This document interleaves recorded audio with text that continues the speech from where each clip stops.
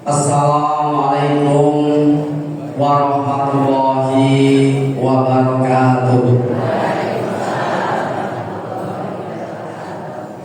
Innal hamdalillah nahmaduhu wa nasta'inuhu wa nastaghfiruh wa na'udzu billahi min shururi anfusina wa min sayyiati a'malina may yahdihillahu fala mudilla lahu wa may yudlil fala hadiya lahu. Asyhadu an la ilaha illallah wahdahu la syarika lahu wa asyhadu anna Muhammadan abduhu wa rasuluhu alladzi la nabiyya ba'dahu amma ba'd. Yang sama-sama kita hormati Bapak Haji Nasihin MPD dari Limpung, das belas perang keranggoan kali keranggan keranggan.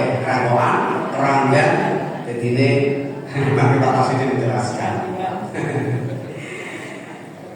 Yang saya hormati segenap pimpinan cabang dan pimpinan ortum, pimpinan ranting secabang Tersono, yang berbahagia bapak-bapak, ibu-ibu, jamaah pengajian Ahad pagi PCM Tersono.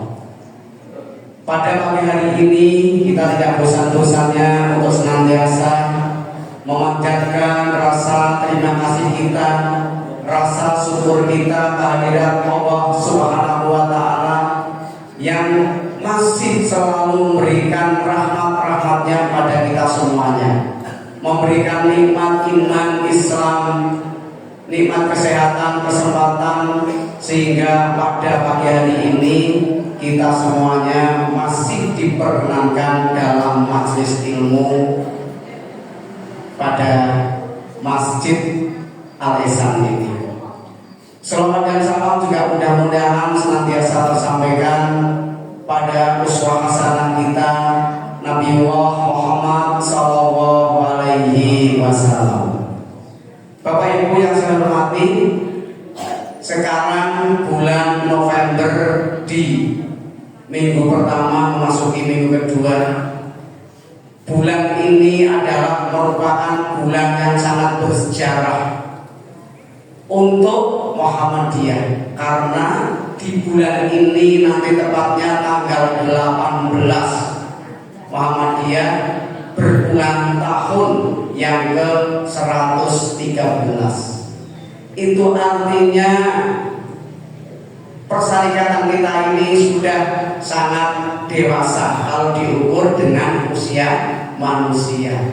Akan tetapi ketika diukur dengan usia atau umur sebuah perserikatan perkumpulan yang besar, saya kira belum begitu dewasa, masih muda. Oleh karena itu Bapak Ibu sekalian, saya sampaikan bahwa di kita di Tersono ini sudah terbiasa dari dulu, warisan panjenengan semuanya ke kita ketika memperingati milad menggunakan yang hijriyah, menggunakan yang 8 Dzulhijjah, karena bertepatan dengan 8 Dzulhijjah 1330. Maka dari itu yang lain bulan ini merayakan milad Muhammadiyah. Di Limpung nanti tanggal 23 ada pengajian umum dan besar yang akan dihadiri oleh UAS Ustadz Abdul Somad Nengguri Koramil Limpung tempatnya. Tapi malam Bapak Ibu. Nah malam langsung keberan malam mungkin berarti kayaknya orang pas gitu. Sebabnya siang cok panas, nak dulu ya cok betok payu. Niku Pak Ibu.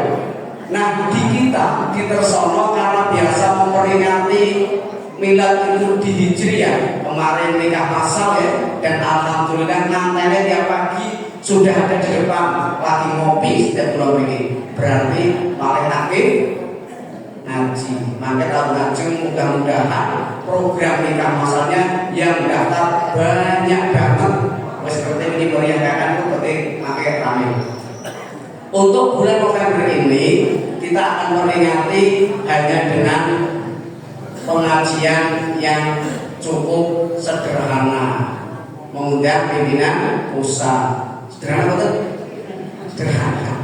Tapi tempatnya dari kita pindah, insya Allah nanti kalau sudah clear, tempatnya tidak di sini, kalau ahad pagi, tapi tempatnya di Pondok At-Tanwir. Orosah kontrata, mudah-mudahan roda, lesan terus niki, mengenong sinar matahari. Jadi ini kita benar-benar merasakan lambang Muhammadiyah di sinar matahari langsung ke wajah-wajah kita sambil mendengarkan pengajian dari pimpinan pusat Muhammadiyah. Kalau tidak ya nanti dari pimpinan wilayah kemarin sudah dirapatkan. Bapak Ibu sekalian yang saya hormati, yang kedua yang terakhir sebelum pengajian saya sampaikan pada Bapak Ibu semuanya, karena kemarin saya sampaikan santri kita ini bertambah terus dan tahun ini kita harus menyediakan tempat, maka sudah tidak ada tempat lagi.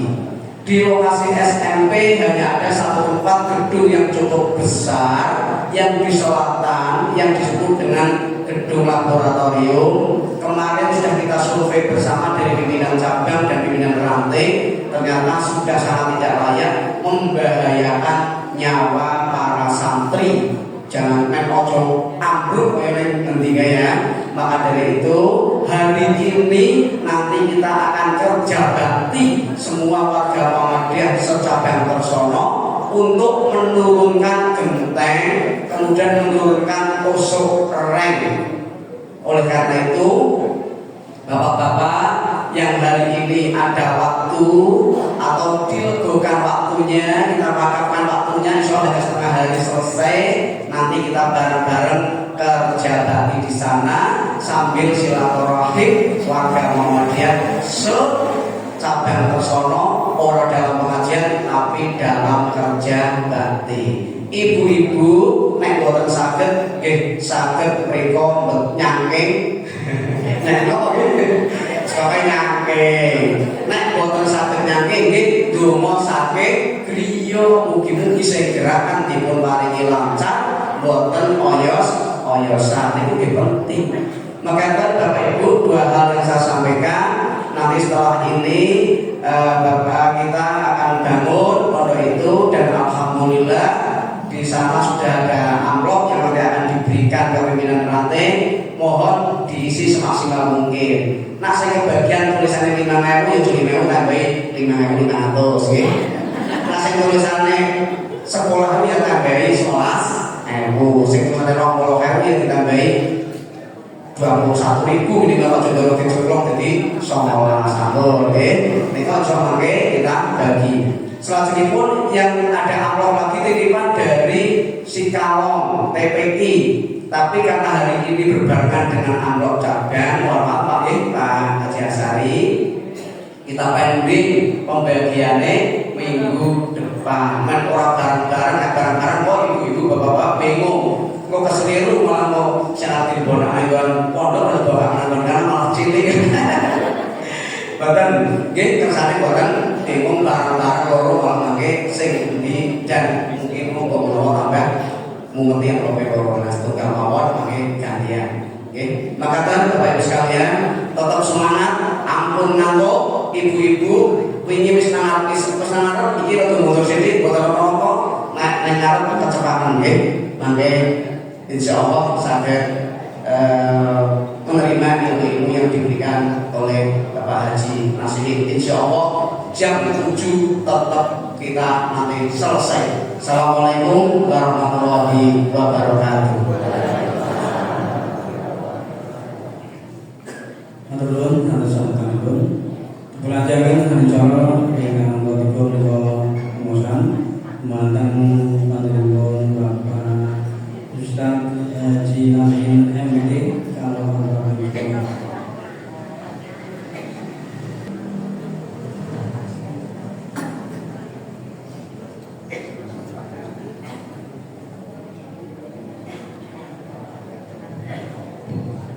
Assalamualaikum warahmatullahi wabarakatuh.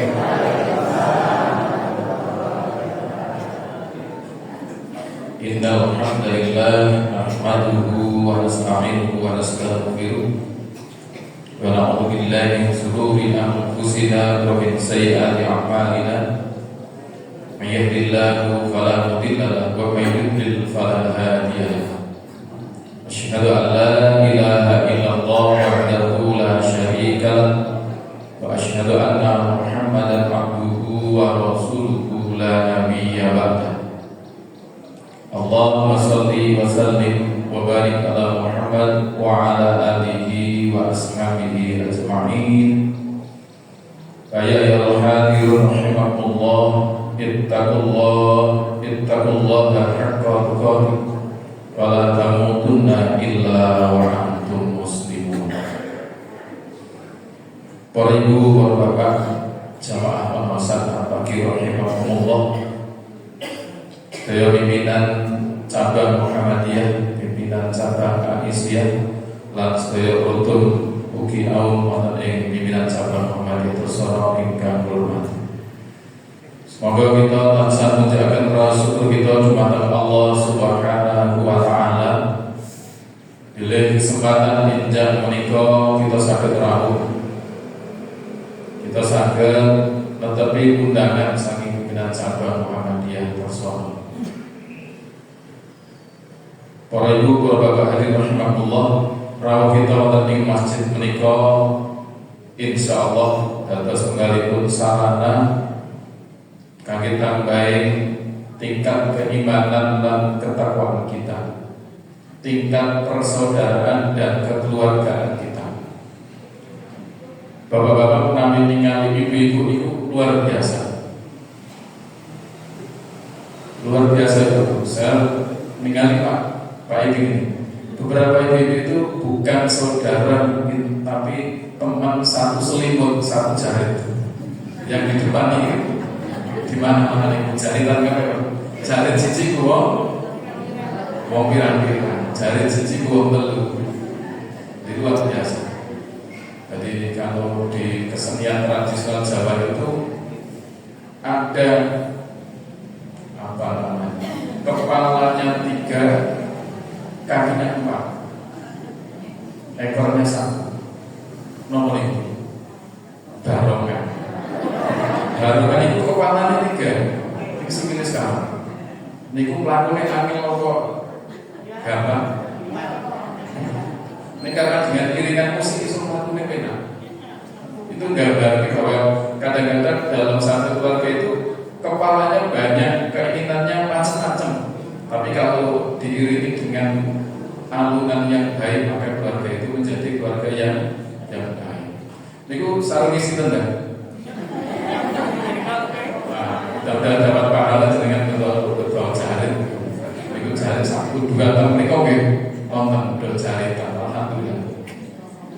Jadi luar biasa nih. Teman 1 jarit besok kemutan yang swarga yang tahu pengajian jaritan bareng. Jarit jadi saksi. Nek bapak-bapak ten.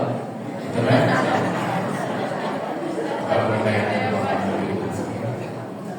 Luar biasa nih Pak ini. Luar biasa. Ini Bapak sekalian rahimahullah, tentang kesempatan mau para ketua BCM ketika terpilih pimpinan cabang Muhammadiyah Limbung. Sebenarnya saya tidak menyampaikan, tapi karena Pak ingin menyampaikan keliru. Karena keliru ya karena saya salah. Jadi bukan tanggal 23 tetapi tanggal 27. Dan mau keliru masalah ini cuma kemarin beberapa saat sudah ada yang datang Pak kok sepi. Ada keliru ini Pak ini mungkin saya ngabar gitu. 23 tapi 27 tepatnya pun malam Jumat pagi. Tanggal 27 waktunya jam 8 sampai selesai. Jam 10 minggu buka. Semoga sedikit ningali kalau yang ingin dari rumah insyaallah nanti ada live streaming. Ada kiai kondang yang bertilas dengan insyaallah mohon doanya mudah lancar, biaya yang dibutuhkan itu tidak sedikit. Jadi untuk pesan aja sudah di atas 50 juta untuk tim yang besar. Tapi alhamdulillah insyaallah Allah akan memudahkan. Bapak Ibu yang dirahmati Allah, sekarang musim hujan. Musim hujan itu sesuatu yang nikmat atau betul? ning lagu. Maka ketika kita kecil dulu ada lagu istimewa, terutama guru-guru TK. Lagu ini apa? Tik-tik bunyi hujan. Terus berikut di atas tik-tik bunyi hujan.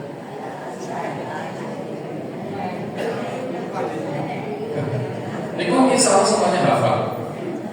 Baru suara terus kita disuruh tengoklah pohon nanti. Semoga nanti niku lagu niku sembarangan apa penuh makna. Dengan pakai sakit ningali setunggalipun ayat atau ning Al-Qur'an. Nah, teman-teman saya yang kerap tahu merasakan sekolah MTS Muhammadiyah dulu pelajaran itu Pak Almarhum Bapak Suhri AN kelas 2 MTS di Quran disebutkan a'udzubillahi minasyaitonir rajim bismillahirrahmanirrahim wallahu anzala minas sama'i ma'an fa'ahya bihil arda ba'da mautiha inna fi dzalika laayatin liqaumin yasma'un. Surat An-Nahl ayat 65 di pojok kiri atas, paling atas itu di paling halaman depan. Halaman apa di baris pertama. Saya sebutkan wallahu anzala minas sama'i ma'an. Dia Allah yang menurunkan air dari langit. Fa'ahya bihil arda ba'da mautiha, dan dihidupkan dengan air itu bumi setelah matinya. Inna fi dzalika laayatin liqaumin yasma'un. Yang seperti itu menjadi tanda kebesaran Allah bagi orang-orang yang mendengarkan. Maka lagu ini kan titik bunyi hujan di atas gede. Sing ngrungokke wis iki tanda kebesaran Allah. Nek ora ngandel metu saka omah didelok. Jadi sana pohon, ranting dan semuanya basah. Kalau Qurannya dengan turunnya hujan dihidupkan bumi setelah mati. Maka dicek dulu. Surat An-Nahl ayat 65. Di luar biasa. Dulu pencipta lagu ini mungkin baca Quran itu terus dijadikan lagu. Gampang kemutan lagu nopo ayat Quran. Sebenarnya apa? Penting kemutan. Nanti dicek, insyaallah. Ya walaupun saya ngarang, mudah-mudahan ada. Bapak Ibu yang dirahmati Allah, setiap manusia punya kelebihan dan kekurangan masing-masing. Kalau di ilmu tapak suci kalimatnya, ketika ada kelebihan milik orang lain ambil, kekurangannya tinggalkan. Jangan yang dibicarakan kekurangan orang lain, kelebihannya. Mungkin kita pernah cerita, pernah mendengar orang berbicara, kayak ringin siji, ringin siji paling nyontek. Yang dilihat bukan ranking sini tapi nyontek. Kayak suki loh Pak, lah suki paling ingu. Dan itu sih dilihat itu selain yang baik. Maka dalam agama Islam butuh yang namanya keseimbangan. Dan dengan yang buka WA mungkin di grup tema bulan itu saya ditanya Pak Nurdin. Judulnya Pak saya ngarang awal batu dan lantai. Hubungannya nomor. Maka saya ketika ditanya tekoh menaikkan pagi sholat yang tersampaikan. Bapak Ibu yang dirahmati Allah, suatu ketika dalam sebuah perjalanan saya ketemu dengan orang. Menurut saya uangnya banyak, hartanya banyak, penghasilannya banyak, tapi sakit-sakitan. Seneng duitnya akeh sehat atau seneng duitnya sidik berianan? Pengennya ya sehat ya duitnya kata pelit atau kata tapi dermawan. Aman Pak ini. Pengennya duitnya kata tuh dermawan. Nah, ketika saya lihat ke sana, dia itu sakit, berulang kali ke rumah sakit. Saya tanya, sakitnya apa? Asam lambung. Asam lambung itu biasa berasal dari pikiran ya, karena pikiran yang Karena saya matur, pikiran itu bisa menimbulkan penyakit, juga menimbulkan kesehatan. Maka anak-anak muda sekarang itu gambil lah, anak muda sekarang itu pikirannya paling plong. Bahasa mereka itu kuat dilakoni, orang kuat utang berarti. Kuat lakoni orang kuat ya ditinggal. Dan zaman ini kan ono yang ayo dirasake orang di luhur.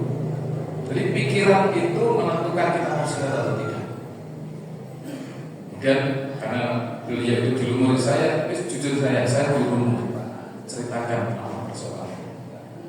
Nah, bilanglah di jalan itu saya melihat tulisan di bokong trek. Saya naik motor di depan saya ada trek dan ada tulisan menarik. Ingatlah ketika tidak ada bahu untuk bersandar, masih ada lantai untuk bersujud. Maka muncul judul itu bahu dan lantai. Bahu tempat kita bersandar, lantai tempat kita bersujud. Bapak Ibu yang dirahmati Allah, semua punya bahu gitu. Punya bahu. Kita kadang-kadang di kampung sawai garapan ini bahu. Berarti bahu itu melambangkan kerja keras kita. Kita punya bahu untuk bekerja. Kita berusaha. Atau bagi sebagian orang untuk menyandarkan ketika kita sedang punya persoalan. Jadi kalau suami istri pulang kerja, yang sekolahan Senin Pak kepala sekolah ya, mulai tinggal menyandarkan kepalanya pada bahu suaminya atau bahu istrinya. Kalau lanang kok sadar bahwa istri ini tipe itu lanang cengeng. Lanang sing ora duwe lho. Bojo lan duwe, wong tuwa lan duwe. Bojone wong. Niku wonten niku kalimat niku. Bojomu semangatku ngoten niku. Jadi Bapak sekalian menonton, baru melambangkan kerja keras kita, melambangkan dunia kita. Sementara lantai melambangkan ibadah kita, melambangkan kedekatan kita dengan Allah Subhanahu wa Ta'ala. Bapak Ibu yang dirahmati Allah, Allah katakan, manusia itu dengan Allah dekat atau jauh? Dekat atau jauh? Nah, Allah dekat dengan kita mungkin, tapi kita belum tentu dekat dengan Allah. Mungkin dengan masih ingat, saya pernah menggambarkan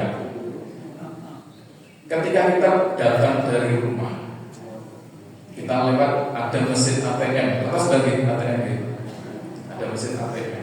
Di dalam mesin ATM ini sini nomor duit. Terus kita datang. Kok dipokok, kok dipupuk, duitnya betul. Harusnya pakai kartu. Kita punya kartu dimasukkan. Kok lali nomor identitasnya? Betul. Punya kartu dilebetke, pinnya kayak mutan. Ini saldo ini betul. Sakit betul.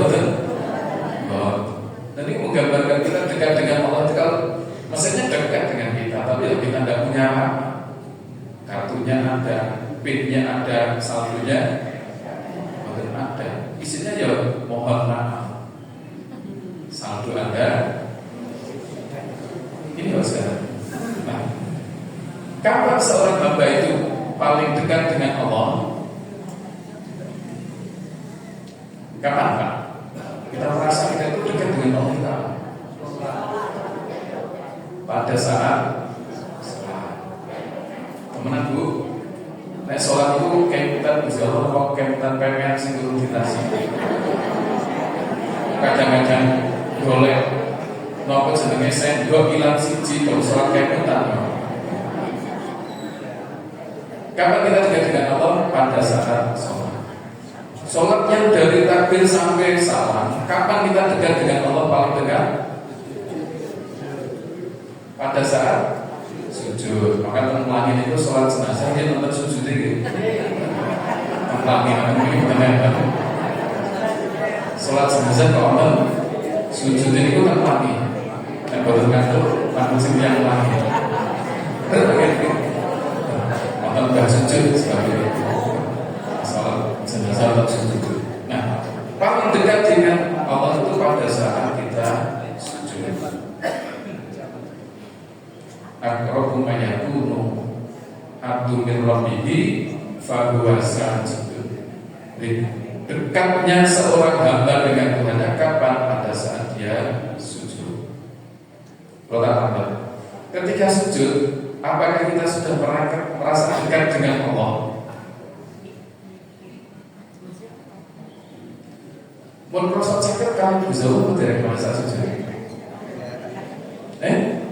Dereng. Berikut dulu. Pikiran ini ngomong benar cakap harus tahu. Kalau nek pas sholat imam sujudin suwi seneng apa susah? Berikut dulu.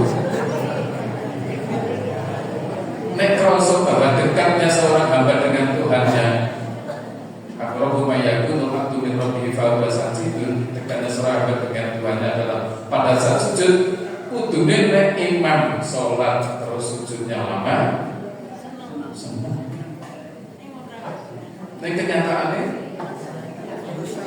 jenengan ketinggalan jabat. Jadi dekatnya seorang hamba pada saat dia sholat, paling dekatnya pada saat sujud. Bapak Ibu yang dirahmati Allah, maka biar sujud kita yakin itu dekatnya kita dengan seorang dengan Allah. Maka kita coba bayangkan, kita coba renungkan lagi kenapa seperti itu. Bapak Ibu yang dirahmati Allah, ketika kita sujud, berapa anggota badan kita yang wajib terkena tempat sujud? Pinter Bu?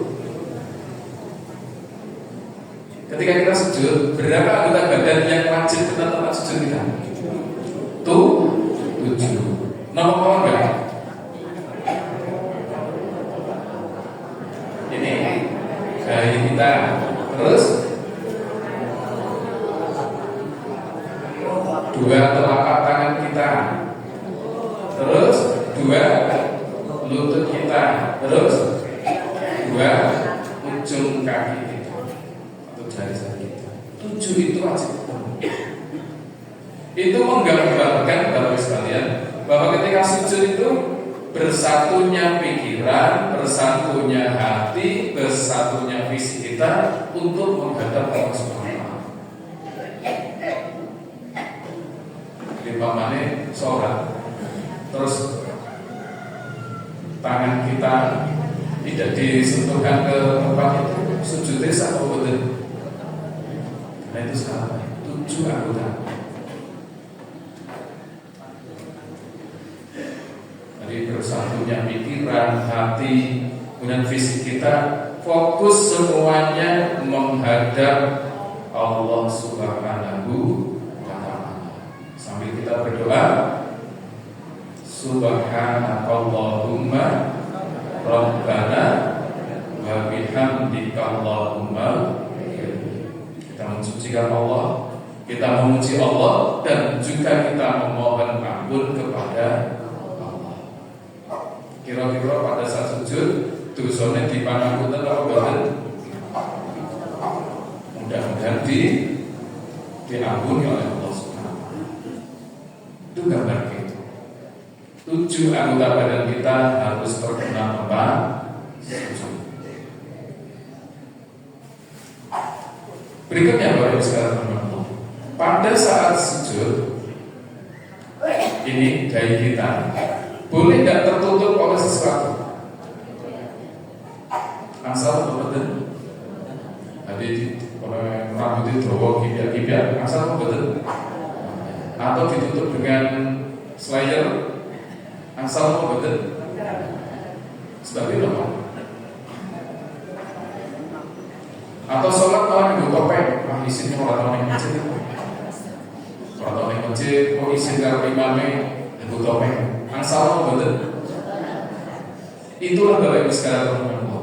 Pada saat kita sholat, kejujuran itu betul-betul diwujudkan tanpa formalitas.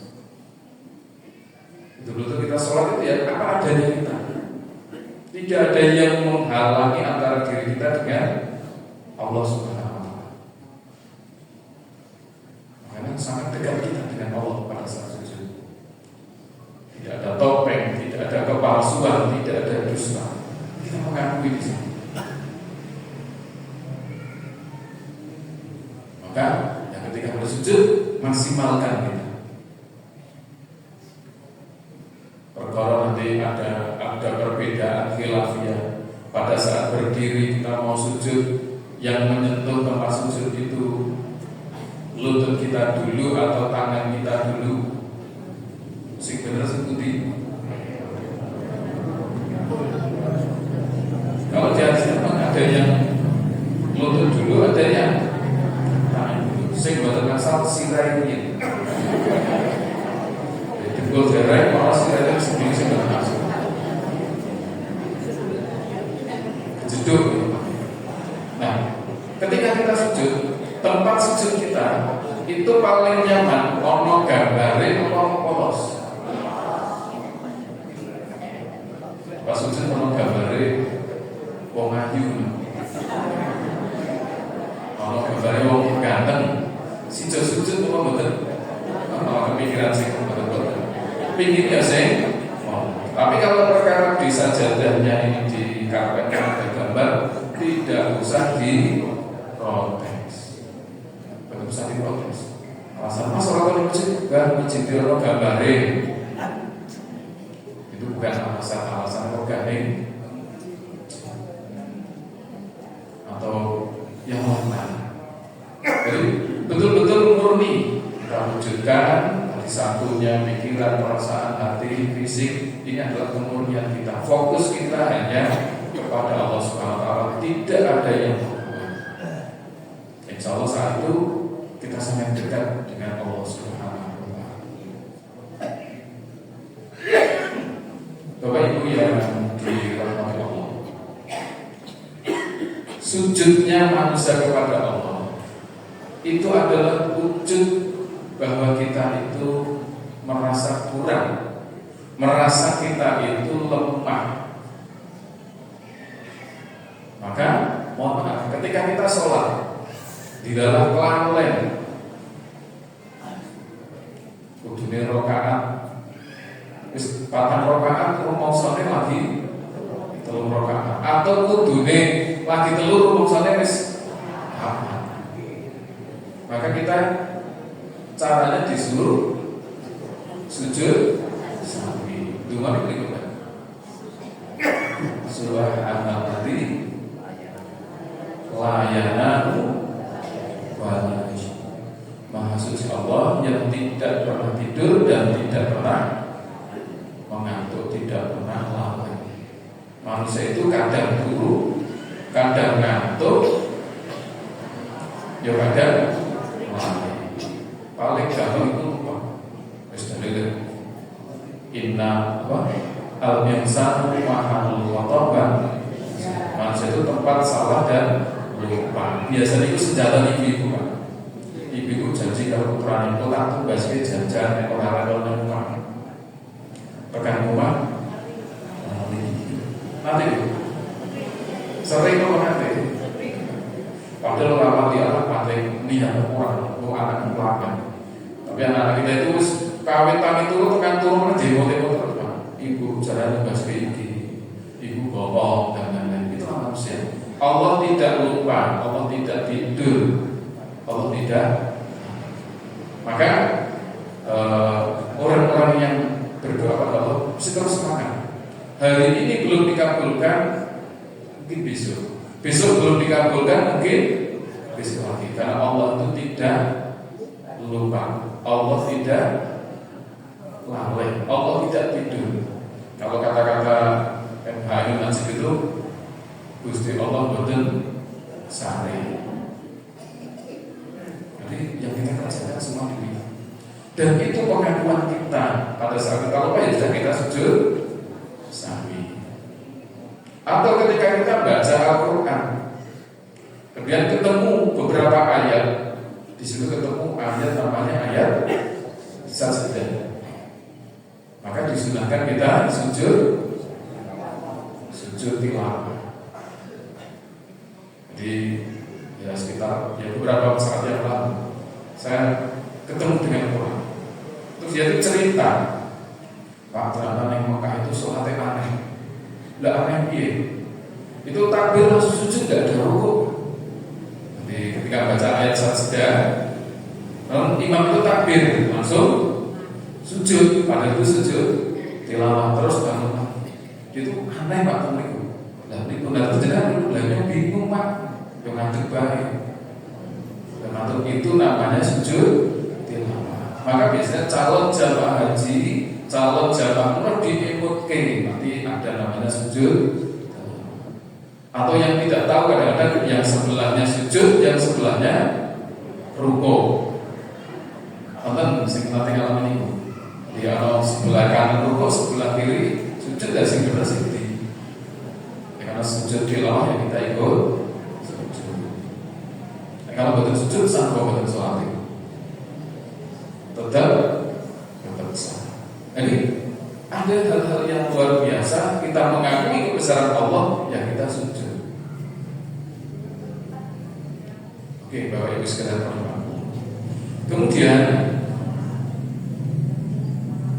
di dalam sujud itu adalah usaha kita untuk mengumpulkan kekuatan-kekuatan yang selama ini mungkin terjajar. Mungkin pernah kita punya karet, serentek yang anti gede di orang kelakor-kelakor. Kita punya keinginan yang tidak didukung oleh orang-orang lain. Maka saat sujud itu kita kembali fokuskan. Kita ambil seluruh kekuatan kita fokuskan di situ. Pada saat darah mengalir ke dalam otak kita, maka istilah kesempatan. Kalau ingin sujud yang lama ya sholat sunnah, sholat malam sendiri. Jadi kalau kita ngimami kok sujudnya 2 menit ya Rasulullah nanti sujud lama gitu. Sujud lama. Kemudian sahabat itu sempat melirik loh, Rasulullah belum bangun dari sujudnya. Dilihat lagi Rasulullah masih sujud lagi. Kemudian setelah rampung sholat, sahabat bertanya, ya Rasul, apa yang terjadi tadi? Ternyata apa?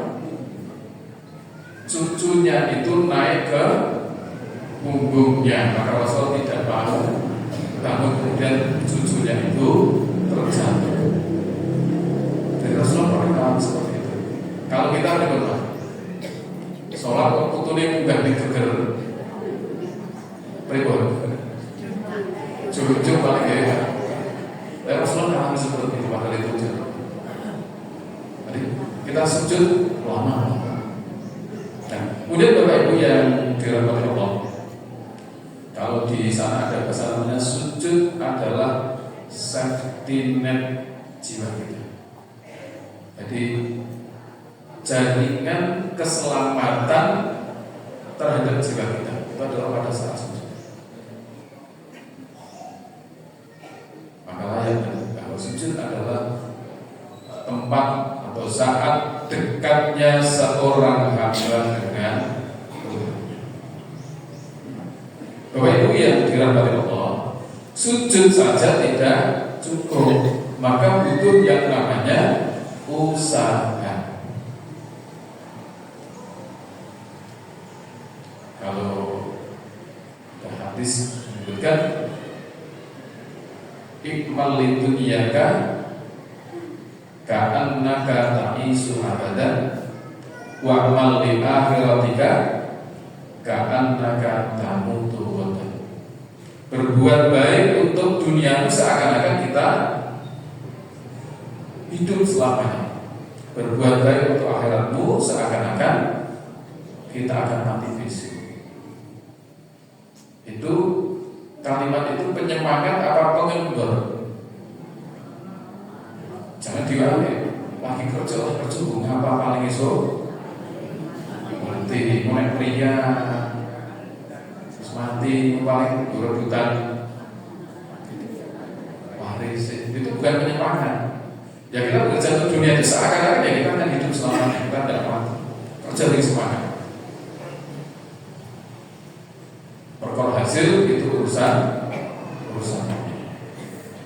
Maka di Al-Quran surat Ali Imran 159 Allah menyebutkan begini. A'udzubillahi minasyaitonir rajim. Bismillahirrahmanirrahim.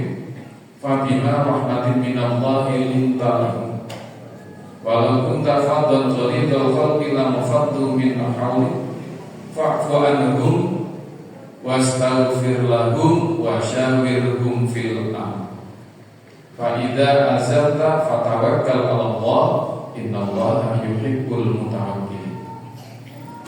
Jadi kalau bahasa kita dibahasakan kita bahwa atas rahmat Allah maka Rasulullah itu berlaku lemah lembut kepada umatnya. Kenapa? Seandainya berlaku kasar, berhati keras, ghalidhal qalbi, maka lam fatu min hawlik, maka umat atau manusia itu akan menjauhinya. Jadi Rasulullah itu lemah lembut, cinta kasih dengan umatnya. Maka umatnya, walaupun di antara orang-orang di arah sana ada yang memusuhinya, ada yang mengolok-oloknya, maka sing penting usaha. Kalau mereka mengolok, maafkan. Kalau ada persoalan, wasyawirhum, berusaha. Memaafkan sudah, meminta maaf, memohonkan ampunan sudah, bermusyawarah sudah. Maka kemudian kalau kita sudah bertekad bulat, fa'idha azamta fatawakkal 'ala Allah. Kalau kita sudah berusaha semaksimal, maka bertawakallah kepada Allah. Maka kalau kita mau berusaha, awali dengan doa. Setelah berusaha, diakhiri pula dengan doa. Saya mau buka toko, berusaha bismillah. Mudah-mudahan Allah beridhoi. Sudah diusahakan, nanti berdoa. Maka kalau kita, walaupun ya kadang-kadang ada yang disalahkan.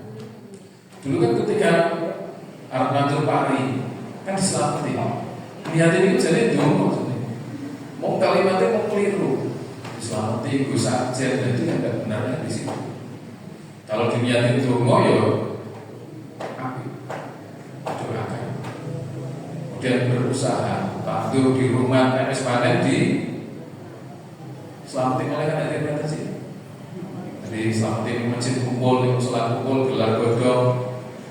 Jadi diawali dengan baik, diakhiri dengan baik. Kadang-kadang kan buka toko, mau usaha, tombolnya diceluk, begitu wis balik lalai.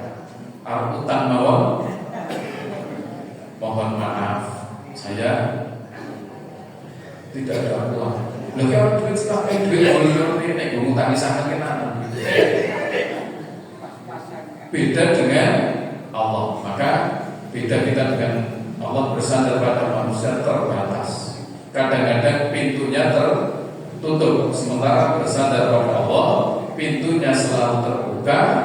Pintunya diketok kapanpun akan terbuka. Maka qul huwallahu ahad, Allahus samad. Karena Allah yang bisa, Allah tempat bergantung kepada Allah, maka insya Allah kita tidak akan kecewa. Kalau bergantung pada manusia, suatu saat kita akan kecil. Mungkin pernah dengan mendapatkan sesuatu yang dulu pernah kita tolong, dulu pernah kita rumah, ketika sukses melupakan kita, kecewa atau betul? Kecewa boleh, tapi jangan mengurangi keikhlasan kita yang dulu pernah kita. Harusnya kalau guru yang baik itu akan senang, akan merasa berhasil manakala muridnya lebih sukses daripada gurunya. Jadi kalau di Limbung itu dulu ada tokoh, beliau punya toko. Karyawannya itu setelah bekerja di toko beliau itu ditawani, wani majar dewi orang. Di toko pelayannya setelah ngerti ilmu ini ditawani, wani majar dewi orang. Nek wani tak modali. Nah itu muridnya itu ada yang lebih sukses daripada. Oh ya jangan terus. Karena orang ajarin yang dia mas. Tapi belum mas. Ganti pelayan nanti tawarin lagi wani majar di Bebo. Itu bapak sekalian. Ketika seperti itu, insya Allah dia akan menerima aliran pahala jariyah.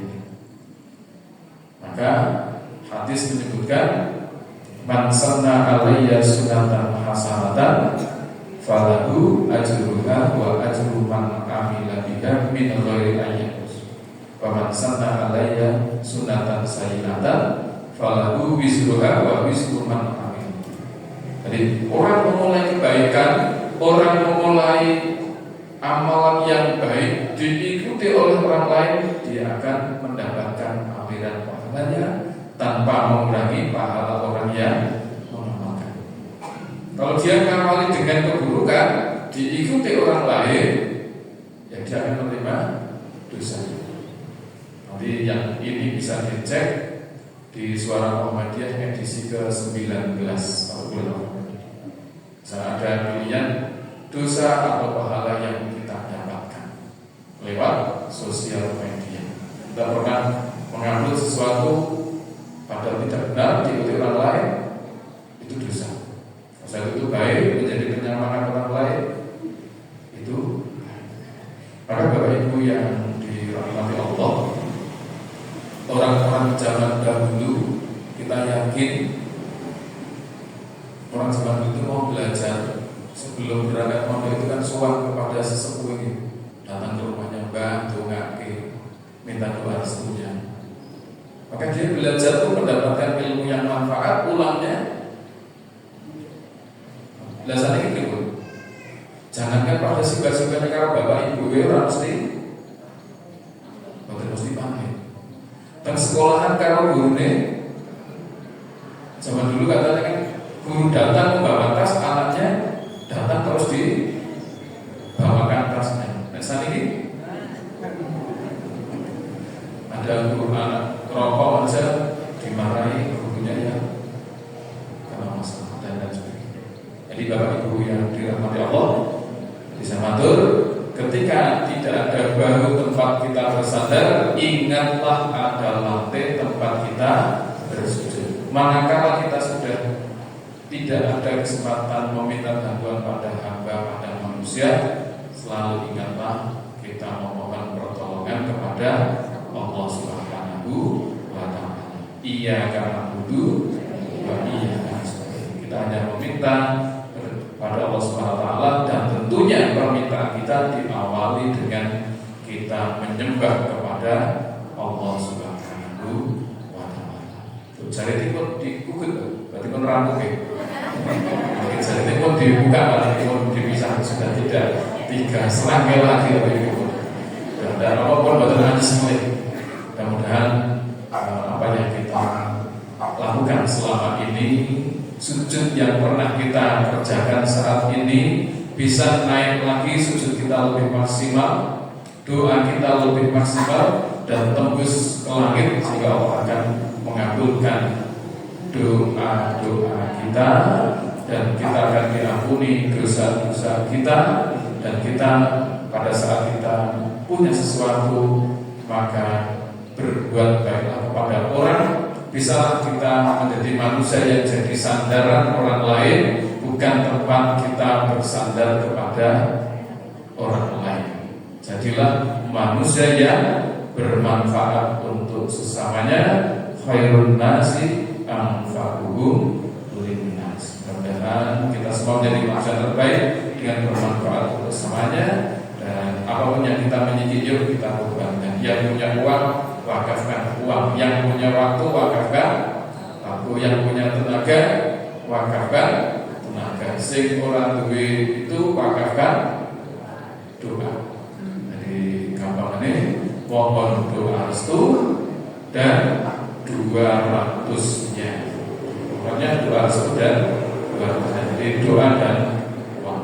Barangkali itu yang bisa kami sampaikan. Sekali lagi, yuk kita selalu tingkatkan keimanan kita, ketakwaan kita, dan kita tawakal kepada Allah Subhanahu wa Ta'ala. Ingat ada bau, ingat juga ada lantai yang selalu siap sedia kapan untuk kita bersujud kepada Allah Subhanahu wa Ta'ala. Barangkali itu yang bisa kami sampaikan. Lagi mohon dimaafkan atas segala kekhilafan dan kekurangan kami, dan mudah-mudahan bermanfaat untuk kita sekalian. Assalamualaikum warahmatullahi wabarakatuh.